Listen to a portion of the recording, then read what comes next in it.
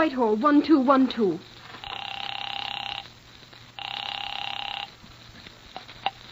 This is Scotland Yard.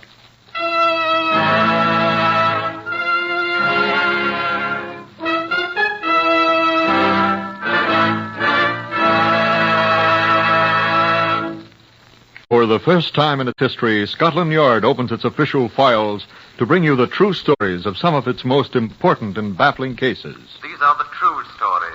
The plain, unvarnished facts, just as they happened, reenacted for you by an all-British cast. Only the names have, for obvious reasons, been changed.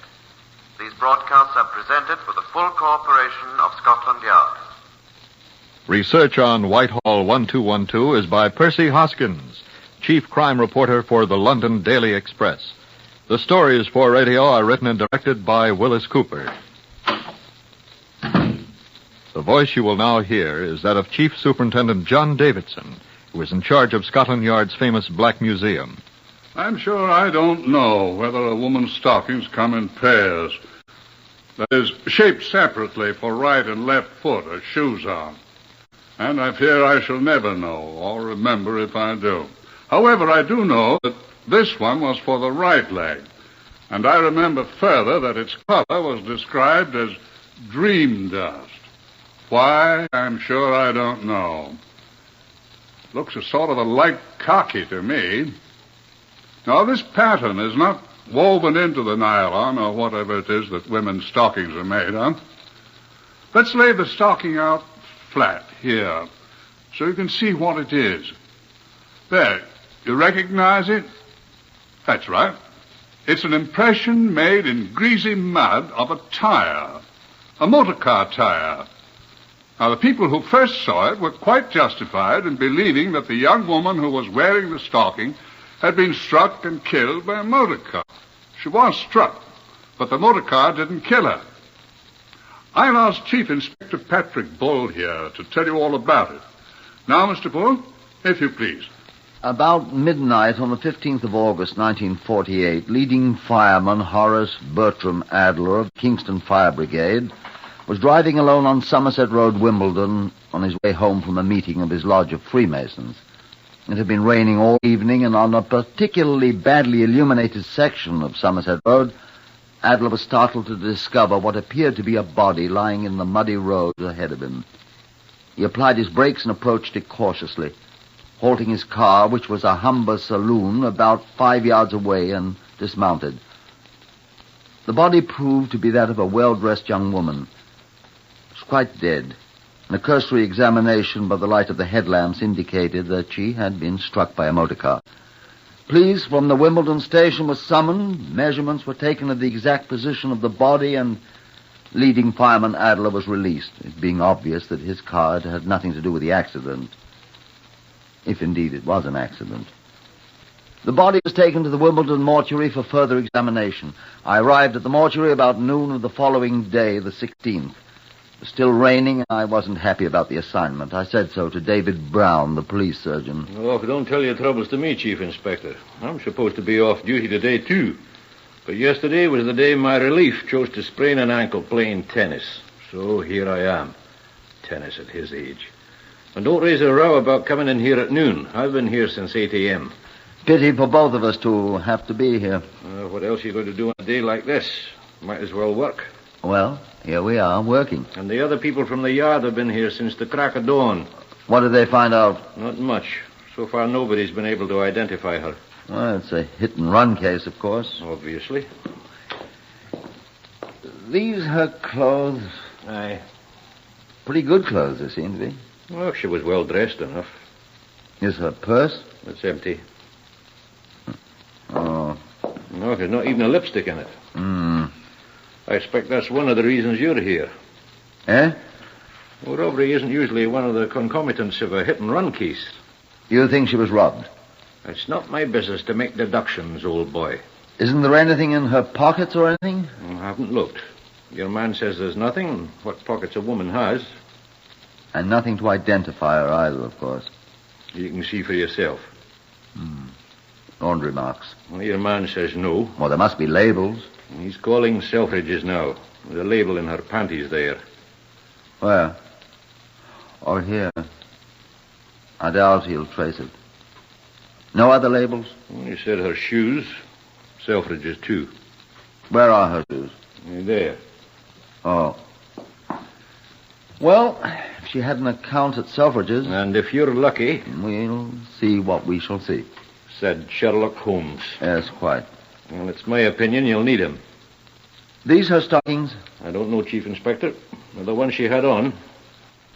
Muddy. It was raining last night. Looks like tire marks on this one. Well, that's what your man said. They're not from that car the fireman fellow was driving. The chap that found her. How do you know? Only he was driving a Humber, the report says. These tires would be too small for a Humber. You are a detective, aren't you? That's what your man said. Did he? I said they'd be from something like an Austin 7 or a Morris Minor, one of those wee cars. I'd agree. Well, what are you looking for now? See if there are marks on her dress. In a hit-and-run case, there are usually paint marks from the car, or if a lamp hit her, there might be splinters of glass that could be identified by the laboratory people. Well, there aren't. Eh? I said there aren't. You don't mind if I go over the dress carefully, do you? It's quite all right with me. But you'll not find anything. How do you know? The first place, your man admitted he couldn't find anything. I think the laboratory can. I doubt they can. Why not? Because she wasn't killed by being struck by a car. Well, now, she was found in the road. There are tire marks on her stocking. I suspect those marks are accidental. I doubt that. She was murdered elsewhere and brought here to Wimbledon dead. Shall I give you my Sherlock Holmes hat? Come over here and have a look. Well? Now look at her, Chief Inspector. Those marks on her face were made when her head struck the roadway. No, Chief Inspector. Or by the car when it struck her. No. Look at the right arm here. Those look like bruises made by fingers. I rather think they are. Oh. Now, lift her other arm. Easy. You see? Blood, well, that's... No, there, where it's dried, on her body. What's this? There, Chief Inspector. In the second intercostal space, if you'll observe carefully, you'll note that an edged instrument has been introduced, which has severed one or both of the superior intercostal arteries. Which means, I take it, that she was stabbed to death.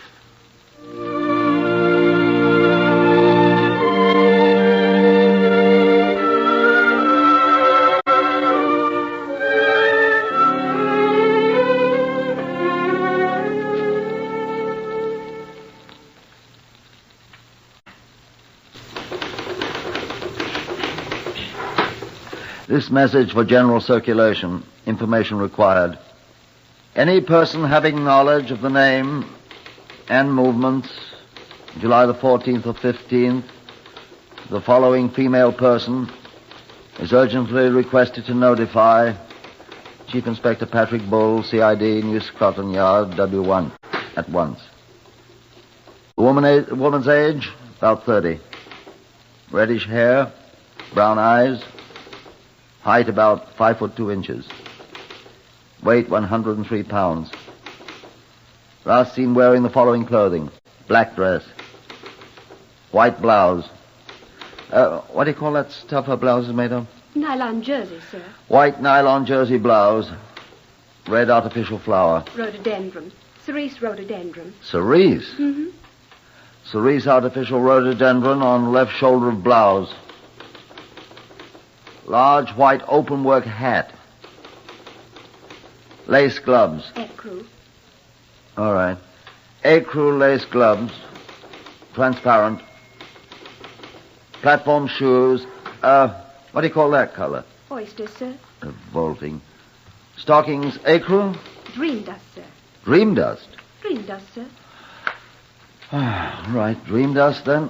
And carrying a large purplish handbag. Cyclamen, sir. Cyclamen, I mean. All right. Put down cyclamen. I only hope people understand what we're talking about. Women will, sir. There's only one thing, sir. What's that, Miss Sears? Was she really wearing an outfit like that? With red hair? And green cami knickers.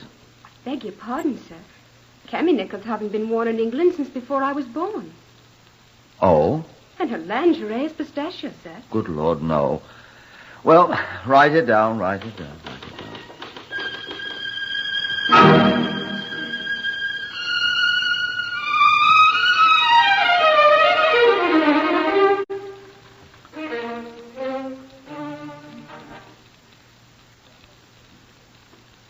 I must have been mistaken. The first day, the 17th of July, that my description of the dead woman's remarkable clothing was received by all stations in the Metropolitan District, for all policemen to chuckle at me, the first day it was published in the London daily newspapers, I had a visitor. Good afternoon, sir. I should like to speak to Chief Inspector Patrick Bull, if you please, sir. I'm Chief Inspector Bull, madam. Oh, how do you do, sir? I come about the advert. Advert? The one in the Express, sir. The one about the ladies' clothing. Oh, yes, indeed, indeed. I seen her, sir. I saw her. Oh, you did, and you recognized those clothes? That I did, sir. Quite fashionable, aren't they? What's she done, sir? Is she on the jam lout? I always thought I'm that sure she was... I don't know whether she's a shoplifter or not, madam, and where did you learn that term? Now, look here, mister. Don't think to put your great fat hairy hands on my shoulder. I come here to give you some information you was asking for. And might I explain that you ain't got nothing on me? Nothing at all, kind sir. Well, I'm sure I beg your pardon, madam. Granted. I was asking a civil question. What's she wanted for? So far as we know, madam, she's not wanted for anything, I assure you. Would you just as lief not call me madam? My name is Miss Hildebrand, Hortense Hildebrand, if you must know. I sell newspapers on the corner of Inner Park Road and Parkside, Wimbledon, sir. That's how I happened to see this advert of yours, and thinking there might be a bit of spare cash in it. There's no reward offered, and, Miss Hildebrand... Well, in that case, I may as well be back to my work. I am prepared to offer... £1, I'll take it. Thank you. Well... Now perhaps you'll tell me who this young woman with the extraordinary clothes is. I don't know who she is, I'm sure. What? Now, sir. I don't know what her name is. But I see her quite often near my corner, and I've seen her the day before yesterday. The 15th, just like it says in the advert. Having knowledge of the name. I don't have any idea of the name. And movements, I can describe them to you as of 10:30 on Monday, July the 15th as ever was. For I was talking to her for 4 or 5 minutes just before it started to rain. And to that I'll take my oath.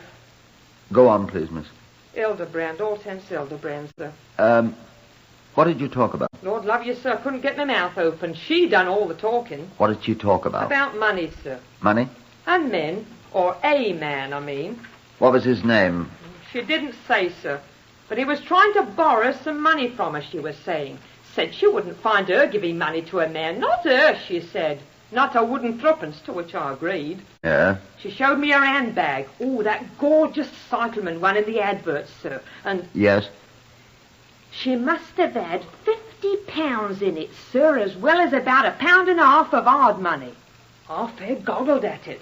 I hadn't seen that much ready money since my aunt died. She had 2 insurance policies. Will you tell me more about this young woman, please? Well, then it started to rain, and she said, oh, bother. But the man came up. What man? The man that wanted to borrow the money, I expect. So she says, good night, Miss Hildebrand, and I hopped in the van and they came away together. What's this about a van, please? Oh. Well, it was a little van. It looked like it had been, oh, I don't know, Morris Minor or an Austin 7 with a van body built onto it. And it was green. I could see it was green. And did you see the man? No, sir. I couldn't see him. You're sure it was the woman described in the advertisement? Lord love you, sir. I see her at least once a week. And I couldn't forget them clothes, could I, with that red hair? Well, thank you very much, Miss Hildebrand. You've been of great assistance. I'm sorry you don't know her name. No, sir, I don't. I hope you get her, sir. I never liked her looks. What did you say she'd done? She's dead, madam. Oh! Lord love her duck. The poor thing. Who killed her? Which was precisely what I wanted to know, I reflected morosely, as Miss Hortense Hildebrand waddled out the door of my office, mopping up tears. Well, anyway, I had our unknown victim located a short time before she met her death. in the neighborhood of where she was murdered. But the green van sounded like the title of a song I remember from my youth. My Diane of the green van. Yes, seriously now, there must be at least 10,000 green vans in London. Then the door was pushed open again and Miss Hildebrand was back. I remembered something else, Inspector. Oh, and what this time, Miss Hildebrand? About the van, sir. What about it? It had a shoe on it. A what? A great shoe. Like you wear on your feet. Painted on the side. Well? So all you have to do, sir, is find a green van with a shoe on it, look inside, and there'll be your murderer, sir. That's all.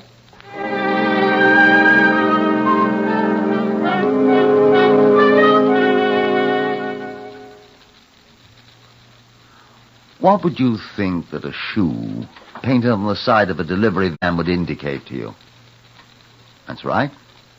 Someone who deals in footwear or repairs it or... In the telephone directories of Greater London, there are 276 pages devoted to the practitioners of the profession of St. Crispin. The number of shoe shops, bootmakers, cobblers, cordwainers, and dealers in leather findings is astronomical, and amongst all of them, there are probably 3 who operate a small green delivery van with a shoe painted on its side. I contemplated suicide. But I found myself seated in a bombed-out cellar that had formerly housed a famous pub, along with John Davidson, the Black Museum man, and David Brown, the police surgeon from Wimbledon. I drank beer, Brown imbibed ginger beer.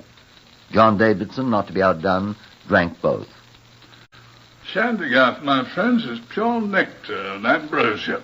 Well, you can have it, sir. I'll take my beer bitter. And my ginger beer unadulterated by it. You boys have no imagination. My imagination staggers at the thought of interrogating every person in London remotely connected with boots and shoes. And saying, what color are your vans, sir, to each of them? Well, somebody will say green. By the time we get to him, he'll probably have it painted amethyst. Have you started looking for the owner yet, Patrick? This morning, sir. No results, of course. I've heard of none. How many of these people will you have to see? About 40 billion, roughly. Seriously? Well, I reckon actually about 10,000. Perhaps 11. Wouldn't you think so, David? 12, I should think, at least. How many are there in the Metropolitan Police? Not enough. I just finished reading Sir Harold Scott's report. How many? 15,647, including 67 pensioners and 122 auxiliaries. That many? Well, that was last December 31st. I should say we gained a few since then. That includes chief superintendents, Police surgeons. chief inspectors, All sorts of persons who couldn't be expected to go around knocking on doors and asking questions. Signalers, laboratory technicians. motor car and motorcycle drivers. Well, see, only half of the full 15,000 are effective to you. 8,000. At that rate, if my guess is correct, about the number of people to be called on. Each one would have only about a call and a half to make. Oh, that's not such a tremendous job. Especially when you're sitting here drinking ginger beer. Well, don't you feel better, Patrick? It isn't quite as simple as that, sir. Nor as hopeless as you thought, is it? Well, sir, I must admit. But what if that wasn't a shoemaker's van? Set your mind at ease about that, Chief Inspector. What do you mean by that? When you telephoned me about this shoe business idea, I popped down round the corner and borrowed a shoemaker's knife from the cobbler. And? I tried it on the wound. Oh, did you? It just fits. So I rather suspect that our killer used the shoemaker's knife, too. Has your cobbler a green delivery van? Have another shandygaff, sir. How's your advertisement going, Patrick? Only the one reply, sir. Miss Hortense Hildebrand. And she doesn't do so well on names, sir. No, she didn't know the girl's name nor the name on the shoemaker's green van. Too bad you can't find the girl's name. Might save us a lot of trouble and effort. How? Some of her friends might have an idea who the man is. The man with the shoemaker's knife. Oh. You know, those clothes of hers. How a woman dressed like that could escape notice wherever she went. Fantastic. I could tell you how clothes like that might escape a great deal of attention. How, sir? How, sir? Well, if they were worn where other women wear clothes of the same general appearance. Where would that be, sir? No. Let me make myself clear. I'm not an expert on the kind of clothes worn by, By whom, sir?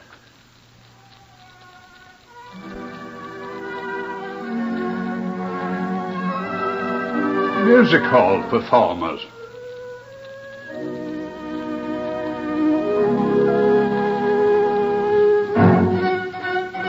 A music hall performer. Of course.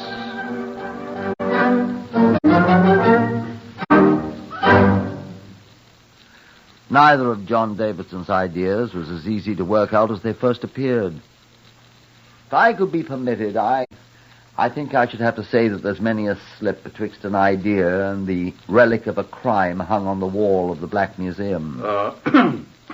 But John was right, as I must admit he usually is. Took many days of hard work to ask about the green van of all the names listed in the telephone directory. I would have been inclined to give up and start afresh, but Miss Hortense Hildebrand knew what she had seen and was quite vocal about it. I know what I saw, Governor. I saw the red-headed girl with the artificial rhododendron climbing into the little green van. And drive away, she said. And drive away. But I don't know her name, sir. On the 26th day of our quest, after 3,165 firms had told investigating policemen that they either had no green delivery van or had one of the wrong size and general description, I received a telephone call from a constable who had been making inquiries in Putney. Is that Chief Inspector Bull, sir? Yes, it's Bull here. It's Constable Beeler here. Who? Beeler, sir. Constable Beeler from the communications room. Yes. I was assigned to go out and ask questions, sir. A great many of us have that job, and Yes. I found your man, sir. What's that? Yes, sir. He's a Mr. Colfax, sir. Colfax. He's a music hall proprietor here in Putney, sir. Putney. Yes, sir. The woman's name is Sheila Colfax, sir. She's his daughter, and... You mean the dead woman? Yes, sir. Now, I asked him, sir, if he knew who killed her, sir. How would he know who killed her? Well, I don't know, sir, but I thought I'd ask him. What did he say? He said he didn't know, sir. Well, bring him in here. Yes, sir.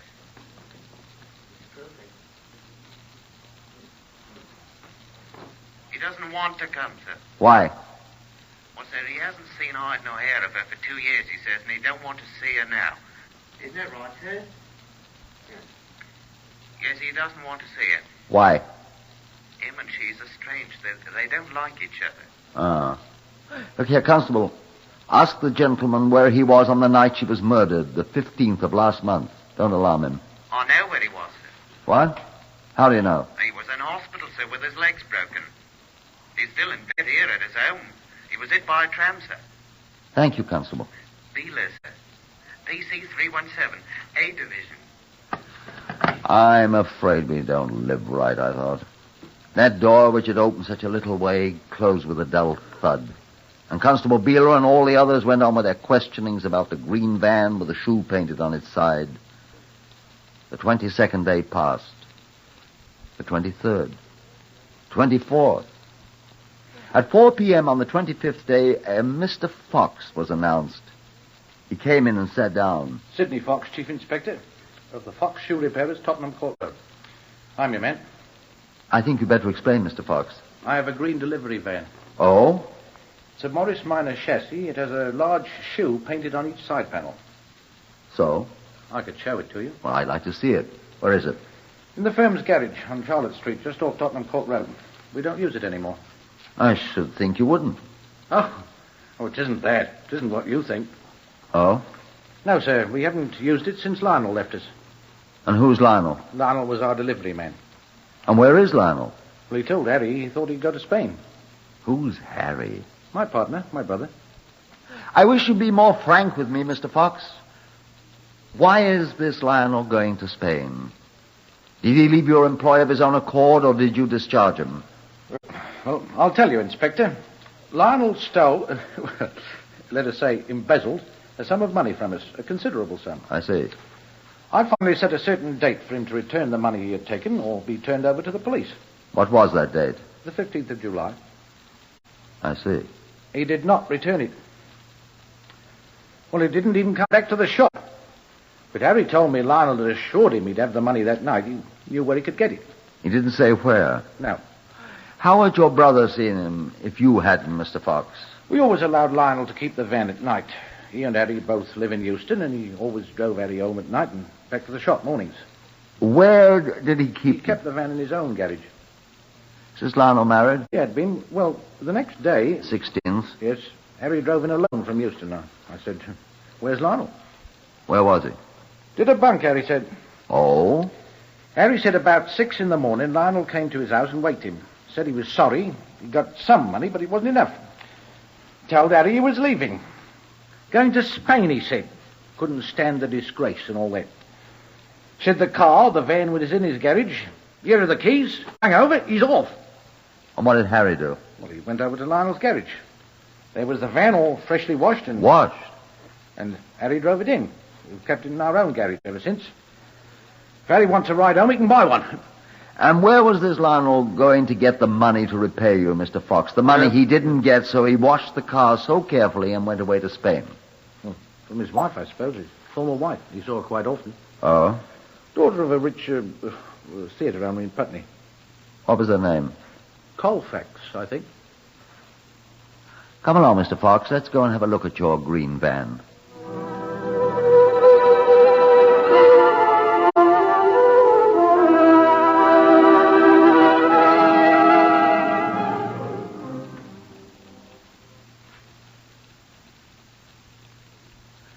And so we found the green van. It had been carefully washed. Not carefully enough, though. There were bloodstains in the cab, and David Brown proved they were the same blood type as that of the murdered woman. And hidden under the seat cushion was the late Sheila Colfax's smooth leather wallet with 70 pounds in it. Not enough to give to Sidney and Harry Fox. There was a bloody fingerprint on the leather. It wasn't hers. And out in Lionel's garage where the car had been, the good Constable Beeler found a knife. A shoemaker's knife. Just like the one David Brown had tried on Sheila Colfax's body. The blood on it was her blood type, too. Oh, yes, and we found Lionel. He was hiding in the garage with a great tin of biscuits, a round of cheese, and a jug which he refilled daily from the tap, he told us.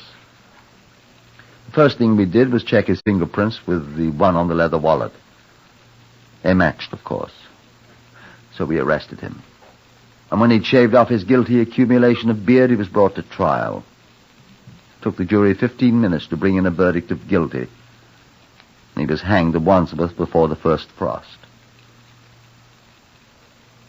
And a curious thing. Upon a thorough examination being made of the body of Sheila Colfax, it was discovered that she had been in the last stages of cancer at the time of her death. She would have died of that dread disease in less than 4 months. Perhaps she did have reason for wearing those fantastic clothes.